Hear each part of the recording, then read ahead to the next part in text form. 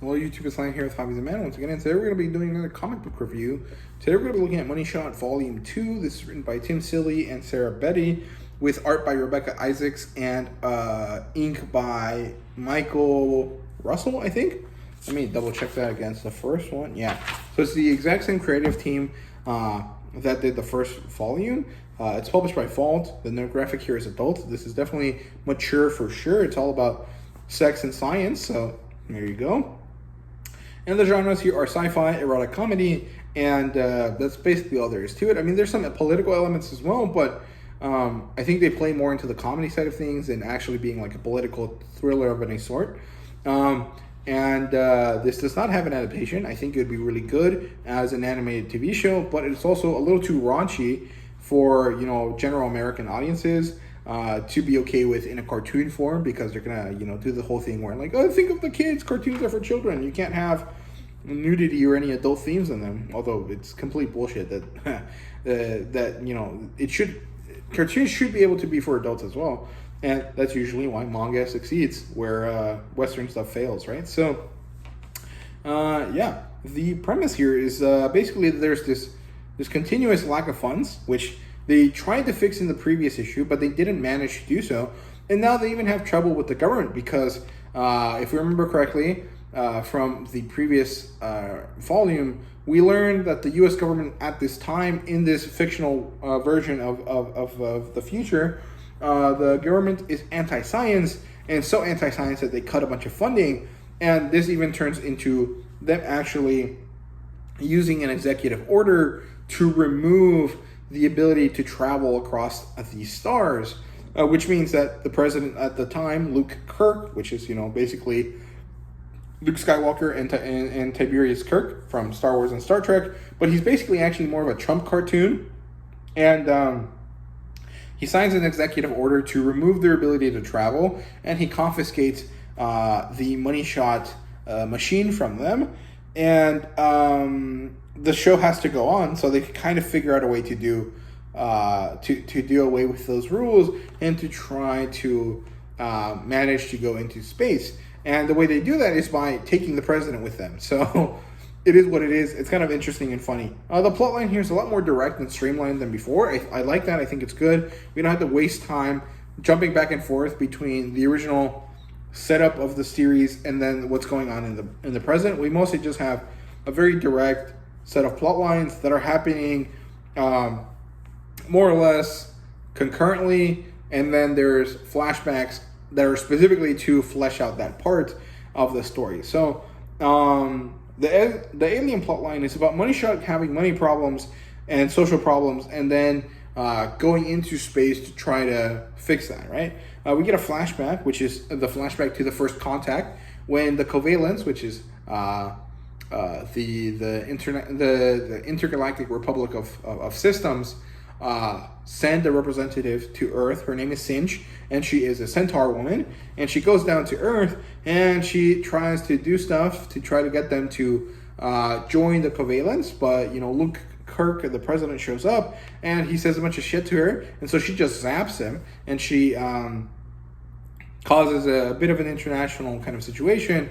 And they eventually just like leave, and they're like, okay, you know what? We invited you guys to be part of this thing, but we don't want you anymore because your president is an asshat. And so they leave. And the president is definitely an asshat, so it definitely is the correct thing to do. So yeah, eventually we come back to the confiscation plot line, and the explorers are joined by the president of the United States, and then they have to go into space, and they actually end up fighting against these people that they initially thought were going to be very meaningful and very interesting. And they were kind of this vaguely like Greek-inspired society. They were very sex-free, and they were all about ideas and stuff. So what you kind of get from reading something like Phaedrus and stuff from, you know, Plato and Socrates and stuff.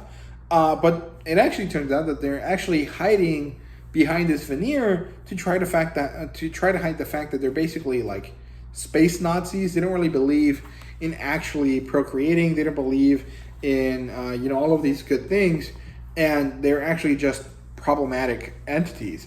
And so they have a big battle, and eventually they have this like power-up. The covalence is actually run by these giant galaxy jellyfish, and they provide them with special powers, which basically makes them like Captain Marvel, makes the crew of Money Shot Captain Marvel for a little bit. And it's a really cool situation. I really liked it. Overall, I really enjoyed this story. And it actually ends with one character stepping away from Money Shot. And that's where it leads into Volume 3. But I was looking at Volume 3 a few days ago, and I noticed that the art style changed. And it's because Rebecca Isaacs, I think, left the team. And I'm really upset by that, because I really like the art style. I thought it fit well, even though my preferred art style was definitely always going to be more manga leaning. This one was very much Western style, for obvious reasons.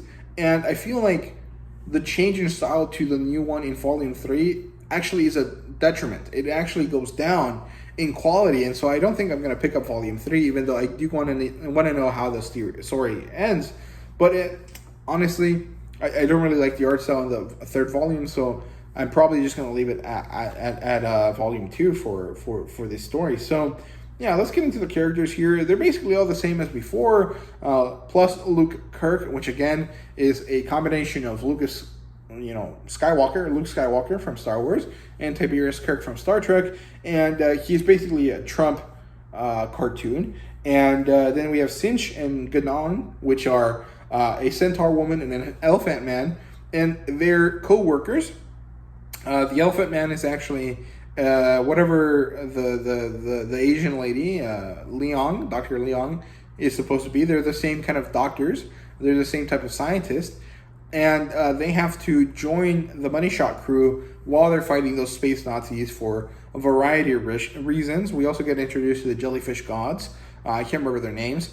And I actually really like all of these characters. Even Luke Kirk, he's kind of funny, even though he's really fucked up.